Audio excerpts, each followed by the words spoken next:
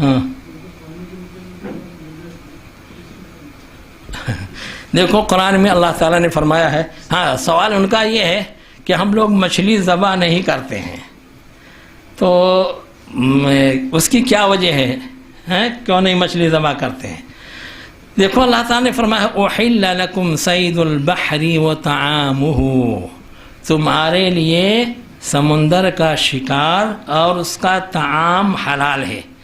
حضرت عبداللہ ابن عباس رضی اللہ عنہ فرماتے ہیں کہ شکار سے مراد جس کو زندہ جا کے پکڑ لو، اور طعام سے مراد وہ ہے جو تم کو سمندر میں مری ہوئی مچھلی مل جائے اور سڑی گلی نہ ہو، اس کو کھا لو۔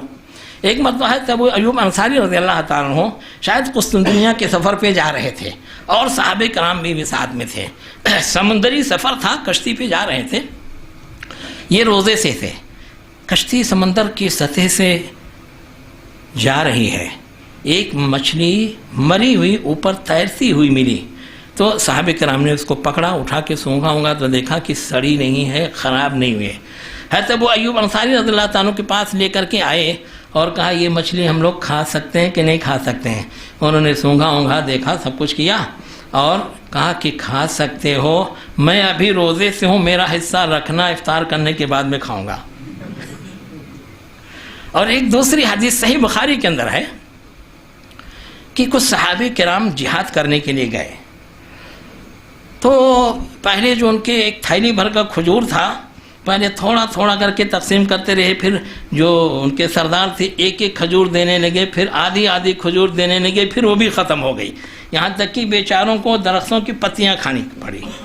پھر یہ لوگ چلتے چلتے سمندر کے کنارے پہنچے، سمندر کے کنارے پہنچے تو دیکھا کہ سمندر کی موجوں نے اس کے ساحل پر عنبر نام کی ایک بہت بڑی مچھلی پھینک دیا ہے۔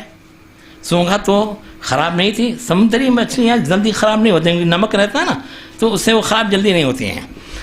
تو انہوں نے کہا کہ دیکھو ہم لوگ اب مجبور ہیں، ہمارے پاس کھانے کے لیے کچھ نہیں ہے، شاید اللہ نے یہ رزق ہمارے لیے دیا ہے، اگر حلال ہے تو حلال ہے ہی، اگر حرام ہے تو بھی ہم مجبور ہیں اور مجبور کے لیے کھانا جائز ہے۔ اس واسطے انہوں نے اس میں سے گوشت کاٹ کاٹ کے کھانا شروع کیا۔ اتنی بڑی مچھلی تھی جی، کہتے ہیں کہ ایک ایک ٹکڑا ہم بیل کے برابر کاٹتے تھے، اس مچھلی میں سے ایک ایک ٹکڑا بیل کے برابر کاٹتے تھے۔ اس کی آنکھ میں بالٹی ڈال کر کے وہ تیل نکالتے تھے اور خوب مالش کرتے تھے اور گوشت کھاتے تھے، یہاں تک کہ 1 مہینہ کھایا تقریباً 200 آدمیوں نے، اور خوب صحت بن گئی ان کی۔ اس کے بعد میں سکھا کر کے لائے۔ جب مدینہ آئے رسول اللہ صلی اللہ علیہ وسلم کو یہ قصہ سنایا تو رسول اللہ نے کہا کہ اچھا کچھ سکھا کے لائے ہو کیا؟ تو انہوں نے کہا کہ ہاں لایا ہوں۔ تو کہا کہ لاؤ مجھ کو بھی کھلاؤ، تو صحابہ کرام کو بھی دیا اور صحابہ کرام نے رسول اللہ صلی اللہ علیہ وسلم کو بھی دیا اور آپ نے بھی کھایا۔ یہاں مچھلی کو ذبح نہیں کیا اور نہ وہ حضرت ابو ایوب انصاری والے قصے میں ذبح کیا تھا۔ ظاہر ہے نہ رسول اللہ صلی اللہ علیہ وسلم نے حرام کھایا نہ صحابہ کرام نے حرام کھایا، قرآن نے خود کہہ دیا ہے احل لکم صید البحر وطعامہ۔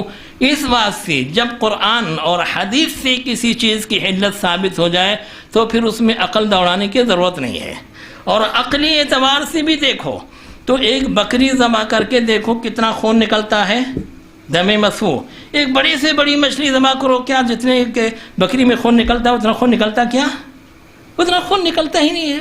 تو جب اتنا خون نہیں ہے تو ایسی صورت میں ذبح کرنے کی بھی ضرورت نہیں ہے، ویسے مر جائے تو کھا سکتے ہیں۔